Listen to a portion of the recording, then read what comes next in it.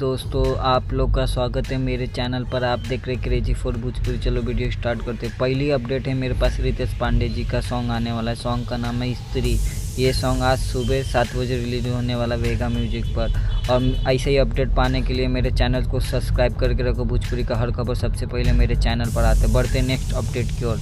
Next update है टुनटुन यादव जी का song आने वाला है, पी लालू जी के लगा ले। ये सॉन्ग आज। नेक्स्ट अपडेट है टुनटुन यादव जी का 3 सॉन्ग आने वाले हैं। दूसरा सॉन्ग है यादव जी मारेला कम घसीटेला ज़्यादा। ये सॉन्ग आज सुबह रिलीज होने वाला है 6:30 बजे। नेक्स्ट अपडेट है माहौल बदले आ गईली टुनटुन यादव का। ये सॉन्ग कल या परसों में आ जाएगा। नेक्स्ट अपडेट है मेरे पास सास बहू और साझेदारी। इसका ट्रेलर 24 अगस्त को रिलीज होने वाला है 8 बजे सुबह बिफोर भोजपुरी चैनल पर। नेक्स्ट अपडेट है मेरे पास सास जी महान।